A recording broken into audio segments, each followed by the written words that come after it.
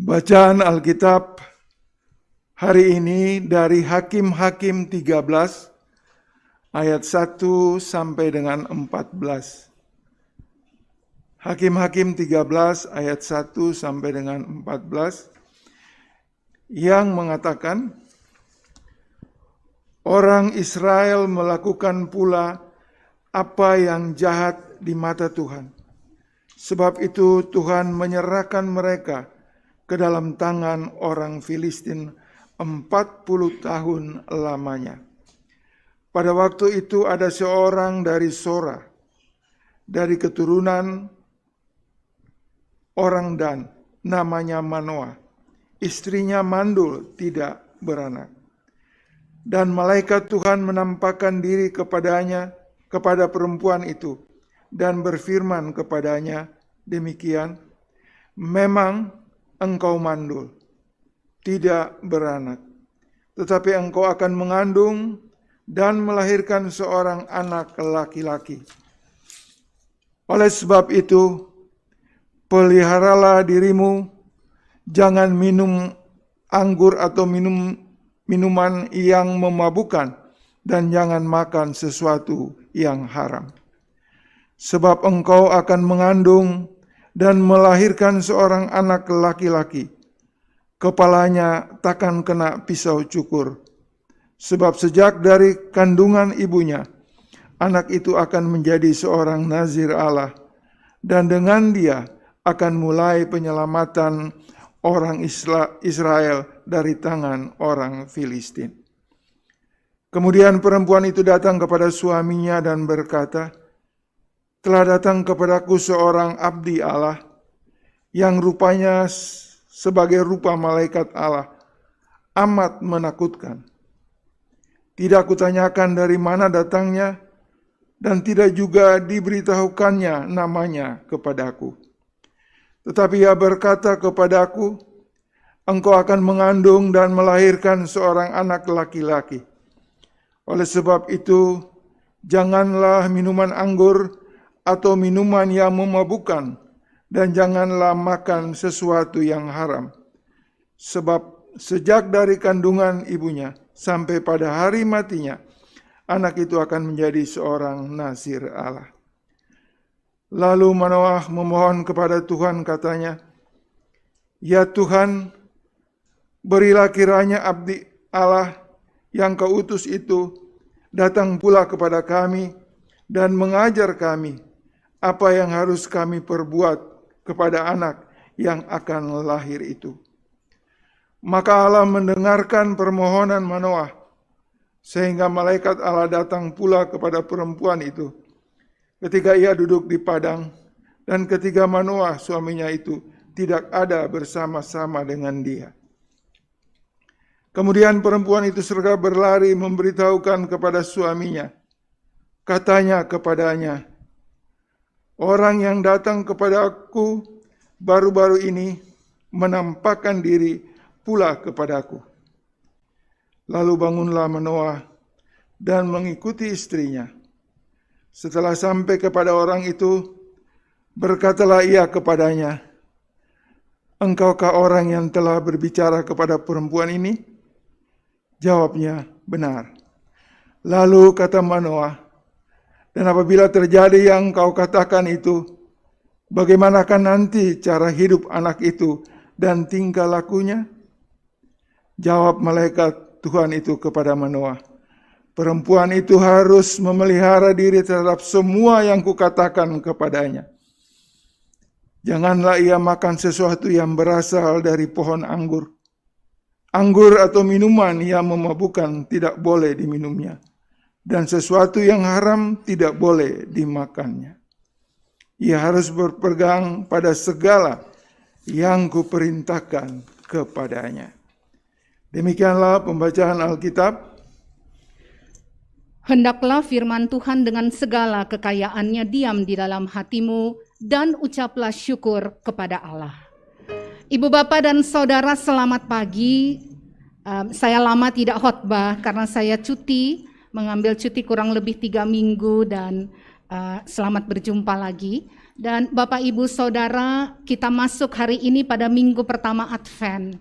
Banyak mungkin yang excited, yang senang memasuki minggu Advent pertama karena tandanya Natal segera tiba. Tetapi banyak sekali mereka yang memasuki perayaan Natal atau bahkan memasuki Advent ini masih dengan air mata. Karena kesedihan yang sangat dalam ditinggalkan oleh orang-orang yang paling berarti dalam hidup mereka. Nah, bisa tolong dimunculkan?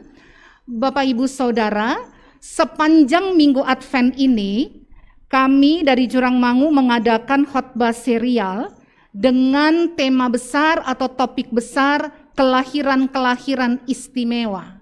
Tadinya saya berpikir mau pakai kata istimewa atau ajaib, ya, karena yang akan saya sampaikan di sepanjang minggu Advent ini merupakan sesuatu yang sangat tidak biasa. Tapi saya putuskan pakai kata istimewa. Minggu pertama hari ini kita akan membahas kelahiran Simson.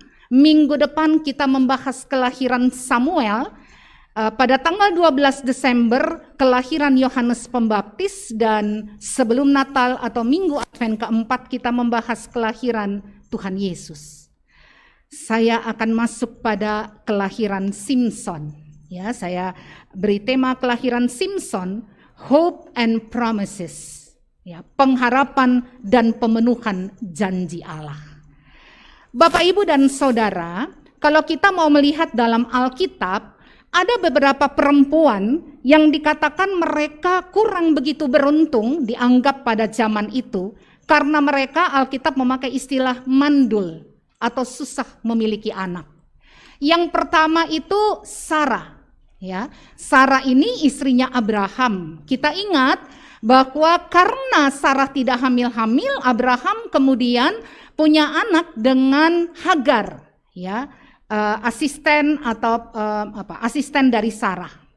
Lalu kemudian Ishak lahir. Saya sengaja mengambil gambar ini, Bapak Ibu, karena ini menggambarkan Sarah di usia sekitar 75 tahun mendapat berita dari Tuhan bahwa engkau akan punya anak, dan dia tertawa, ya. Mana mungkin udah tua gini bisa punya anak, ya. Sarah yang pertama, lalu Tuhan memberikan Ishak. Yang berikut adalah Ribka. Ribka ini yang kemudian menikah dengan Yakub. Tetapi Ribka pun dikatakan sulit mempunyai anak. Bahkan dikatakan mandul. Karena itu dari Lea, Yakub mendapat 10 anak, dari Ribka 2 anak. 3 dengan Dina. Ya. Anaknya hanya 3 karena memang sulit punya anak. Yang berikut adalah Rahel. Ya. Rahel ini adalah istri dari, Ribka itu istri dari Ishak. Dan Rahel ini adalah istri dari Yakub, ya. Dia juga dikatakan mandul.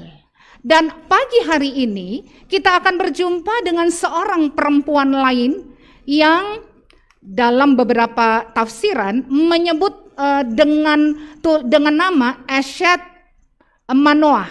Eshet Manoah artinya istri Manoah. Tetapi karena perempuan ini tidak diberi nama, yang lain itu ada nama, ya, ada Sarah, ada Rahel, ya. Tetapi perempuan ini tidak diberi nama, sehingga oleh beberapa penafsir dinamakan sebagai Eshet Manoah, ya. Nah, apa yang terjadi? Mereka juga tidak punya anak. Dan Eshet Manoah ini atau istri Manoah ini, dia sudah lama sekali mendambakan anak, tetapi tidak mendapatkannya. Lalu pada suatu waktu, malaikat datang kepada Eshet Manoah dan mengatakan bahwa dari pembacaan tadi, ya, aku tahu bahwa engkau tidak punya anak, tetapi aku akan, atau dikatakan situ engkau mandul, tetapi aku akan memberikan anak kepadamu. Nah, Bapak Ibu Saudara, ini tidak biasa, ini agak unik. Ya, peristiwa dari istri Manoah ini, karena tidak seperti Rahel, tidak seperti Ribka, tidak seperti Sarah yang begitu mendapatkan amanat bahwa mereka akan punya anak, lalu dikatakan lahirlah anak mereka. Kalau Eshet Manoah ini, Tuhan memberikan beberapa persyaratan kepadanya.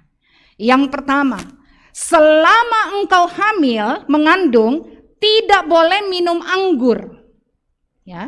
Yang kedua, selama engkau hamil tidak boleh minum sesuatu yang memabukkan. Kalau dalam terjemahan NIV dia pakai istilah fermented drink. Ya. Jadi minuman yang difermentasi itu tidak boleh diminum karena kalau difermentasi dia akan berubah menjadi alkohol.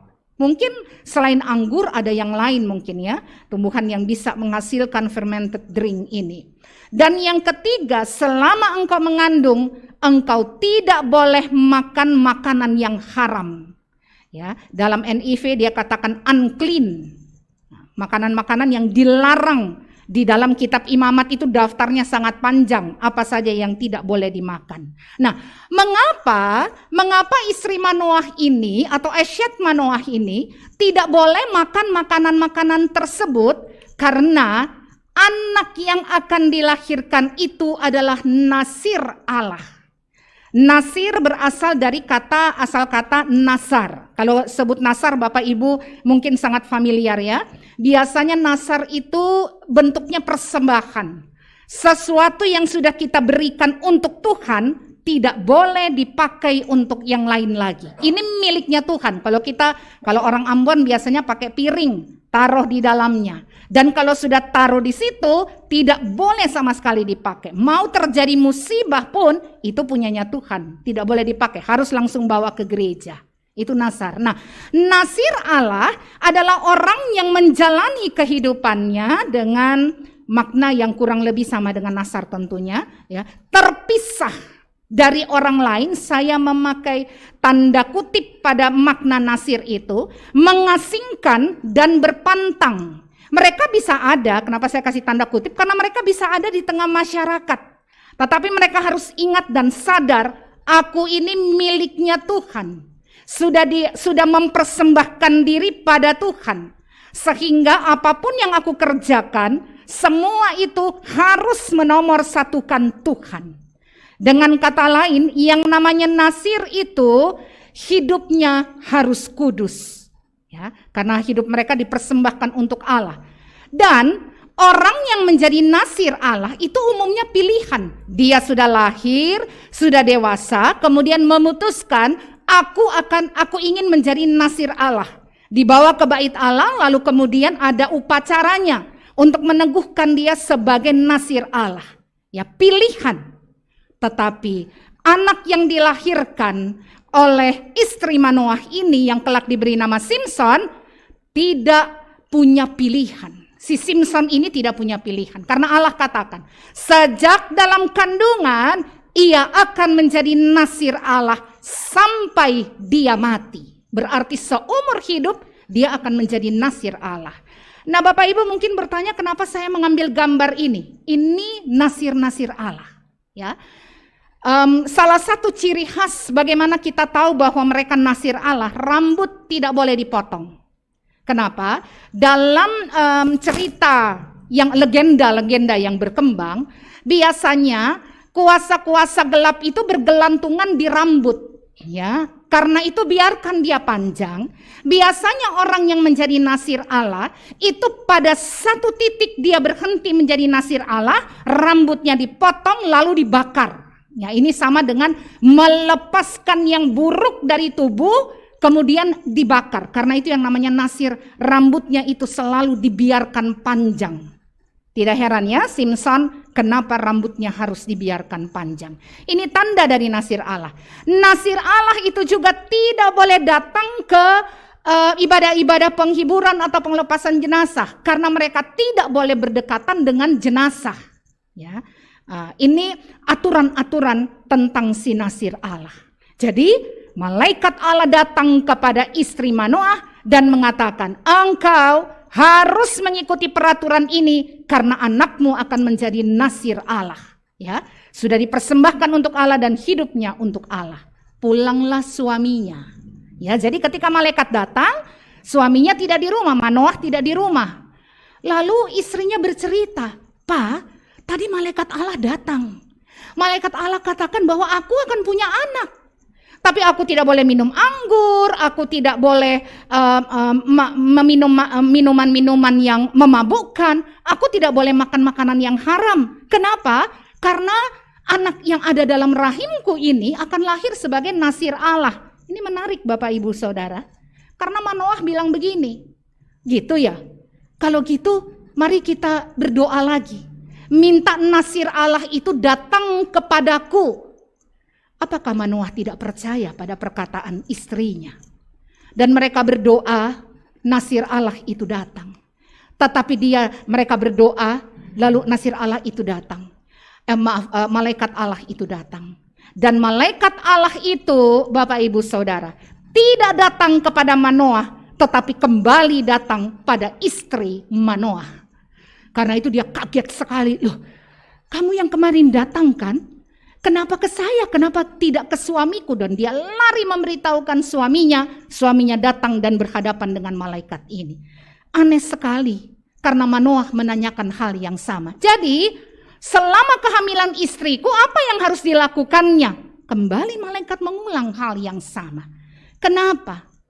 Apa yang membuat Manoah curiga bahwa istrinya ini berbohong? Karena dia memang tidak percaya.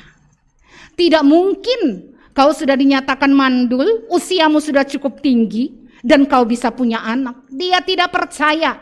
Di kepalanya, penafsir-penafsir mengatakan, kemungkinan dia mencurigai istrinya punya lelaki lain. Tetapi ketika malaikat mengatakan seperti itu, dia menjadi ketakutan. Lalu singkat cerita, lahirlah sang anak laki-laki, diberi nama Simson. Simson artinya apa, Bapak Ibu dan Saudara? Simson dalam bahasa Ibrani, kata Simson berasal dari kata Shemesh. Shemesh itu artinya matahari. Dan nama Simson itu atau Shemesh itu biasanya dikenakan pada penyebutan Allah. Itu terlihat di dalam Mazmur 84 ayat 11 dikatakan, Allah adalah matahari dan perisai. Dia pakai kata Shemesh di situ. Berarti nama Simson ini bukan nama yang sembarangan. Bahwa dia memiliki hidup yang kudus seperti Allah kudus adanya. Dia harus menjalani kehidupan ini dengan benar. Karena dia meneladani Allah yang namanya dipakai sebagaimana penyebutan umumnya pada Allah. Simson bukan orang biasa. Tetapi Simson menurut legenda Yahudi dikatakan memiliki bahu yang sangat bidang, ya sangat besar, sehingga bisa memikul barang di pundaknya selebar 60 meter. Ini gereja ini kami saja mungkin cuma 8 meter di sini ya. Tetapi menurut legenda dia bisa memikul benda sebesar selebar 60 meter dengan stabil. Maka pundaknya itu pasti sangat lebar. Dan dia bisa mengangkat 2 gunung. Keistimewaan yang Allah berikan kepadanya. Itu bisa kita lihat dalam kisah-kisah di Hakim-Hakim 3, 14, 15 ya, dan 16. Bagaimana dia mengalahkan singa dengan tangan kosong. Dia memukul mundur 1000 tentara Filistin hanya dengan memakai rahang keledai. Dan Simson ini dia yang dikatakan bisa memikul benda selebar 60 meter. Ketika dia pergi ke satu tempat dan orang-orang di kota itu ingin membunuhnya, Simson membuktikan kekuatannya. Kalian tutup pintu kota ini, dia masuk ke kota asing. Kalian tutup pintu kota ini, saya buktikan saya akan melewati pintu itu. Lah dia bukan cuma dobrak. Tapi kata firman Tuhan, ya Bapak Ibu bisa baca di situ, dia cabut pintu itu, plus tiang-tiang pintunya, plus palangnya yang dipakai, dan dia pikul pintu itu. Kurang lebih menurut cerita 60 meter. Dan bawa kemana? Bawa naik ke atas puncak gunung, taruh di sana untuk membuktikan kekuatannya. Bapak Ibu dan Saudara, istimewa bukan? Allah menghadirkan seorang anak lewat cara yang tidak biasa. Ketika datang pada istri Manoah, lalu kemudian berbicara kepada Manoah. Bagaimana Allah sudah mempersiapkan Simson itu untuk menjadi alatnya.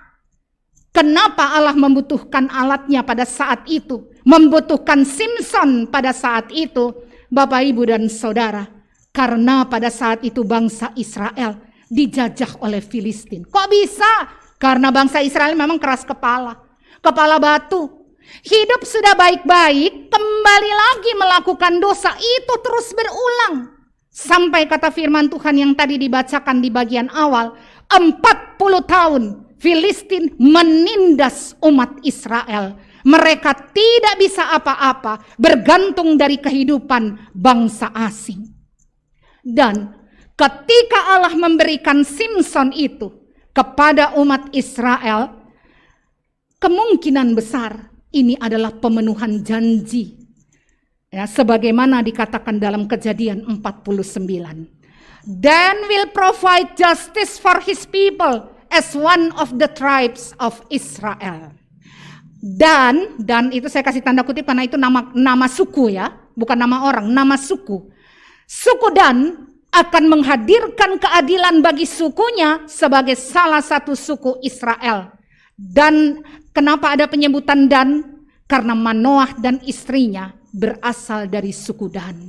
Dari suku Dan inilah keadilan Allah akan dinyatakan bagi umat yang tertindas, bagi umat yang berteriak, memohon pertolongan Tuhan. Harapan-harapan mereka dijawab oleh janji yang pernah diberikan Tuhan melalui Yusuf, bahwa Allah akan mendatangkan seseorang untuk membangkitkan kembali kehidupan umat Israel.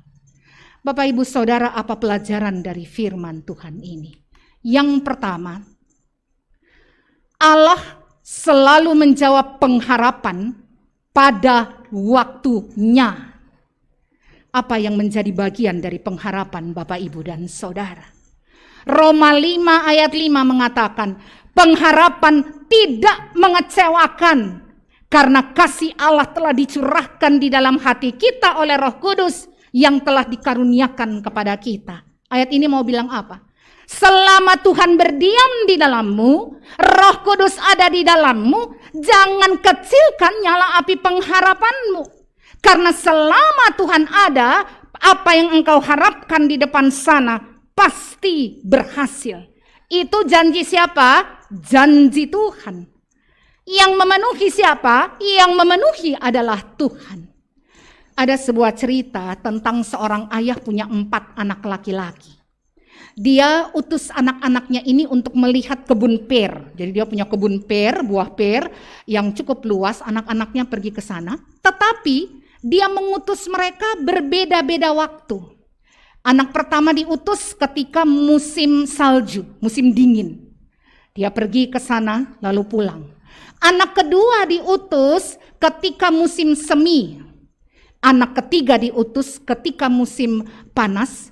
Dan anak yang keempat diutus ketika musim gugur. Anak yang pertama cerita, apa yang kau lihat di sana? Aduh Pak, batang-batang pohon itu bengkok. Tidak ada daun, ada sedikit sekali. Jelek itu kebun, gak bagus sekali. Saya lihat-lihat ya, sepertinya kita tidak akan panen buah pir di musim ini. Anak yang kedua katakan, kok saya lihatnya beda ya? Saya lihat ketika datang, kebun pir itu kelihatan lucu. Karena dari batang-batang yang hitam itu keluar daun-daun kecil banyak sekali. Lumayan indah kelihatannya loh. Lalu anak yang ketiga katakan, ketika saya pergi ke sana, saya dari jauh sudah cium wangi bunga pir. Dan ketika sampai di sana luar biasa indah Pak. Dari jauh sudah kelihatan kebun itu penuh dengan bunga-bunga dari bakal buah pir. Anak yang keempat katakan, aku kok lihatnya berbeda ya. Karena begitu sampai di sana, yang aku lihat adalah satu pohon sudah tidak kuat menahan begitu banyaknya buah pir pada pohon itu. Ini kita punya puluhan pohon. Kita kaya pasti karena kita panen luar biasa. Dan kakak-kakaknya protes. Beda, kami lihat tidak ada buahnya. Apa yang kamu lihat? Kamu salah lihat, kamu pergi ke tempat lain mungkin. Ayahnya katakan, diam kalian. Ayah mau katakan, setiap musim punya peristiwanya sendiri. Pada satu saat engkau mungkin ada di musim buah. Semuanya berbuah.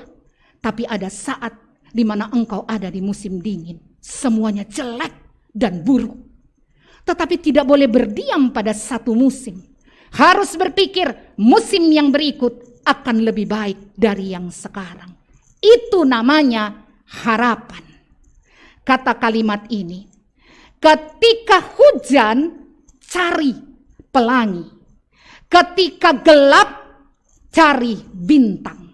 Jadi jangan ketika sedang berada dalam keterpurukan, kesedihan yang dalam, kita terus berlarut-larut dalam ketidakberdayaan itu, keputusasaan itu, ketidakjelasan itu, kesedihan yang dalam itu, bahwa pukulan atas kepergian orang yang sangat kita kasihi memang luar biasa. Diputus, di PHK, lalu kita berada di rumah, tidak punya penghasilan, anak kecil mesti butuh susu, butuh segala sesuatu di sekitar kita, ada banyak hal harus dipenuhi. Memang berat. Tetapi kata Roma 5 ayat 5 tadi apa? Selama engkau punya Allah, Roh Kudus itu di dalam hatimu, tetap miliki pengharapan. Itu yang harus dimiliki setiap orang beriman. Kalau lihat perjalanan kehidupan orang Kristen sekarang ini, banyak orang yang menatap ke atas dan katakan, Tuhan kapan kau datang? Sampai pada satu titik kita sudah gak nanya-nanya lagi. Udah deh, gak usah nanya. Toh dia gak bakal datang-datang. Tetapi pada satu saat dia pasti datang. Jadi pengharapan itu harus tetap dibangun. Kalau hujan, cari pelangi. Kalau gelap, cari bintang. Tuhan akan sediakan itu. Apa yang saat ini menjadi pengharapan Bapak Ibu? Apa yang saat ini menjadi damba terbesar dan menjadi doa, pergumulan dalam doa? Jangan pernah putus asa dan kecilkan pengharapan itu. Tetapi terus nyalakan. Sama seperti apa yang terjadi dalam kehidupan Manoah dan istrinya. Mereka berserah pada apa yang Tuhan kehendaki. Pelajaran yang kedua Bapak Ibu Saudara, Allah selalu punya cara untuk memenuhi harapan kita. Allah selalu punya cara untuk memenuhi harapan kita. Kalimat yang dibawa itu, mohon maaf Bapak Ibu, Pendeta Nancy selalu pakai bahasa Inggris karena saya cari yang bahasa Indonesia agak sulit. There's a reason, selalu ada alasan untuk pintu yang tertutup. Selalu ada alasan untuk doa yang tidak terjawab. Selalu ada alasan untuk jalan yang buntu. Ya, di balik itu selalu ada alasan. Tapi kita seringkali tidak tahu kenapa Tuhan.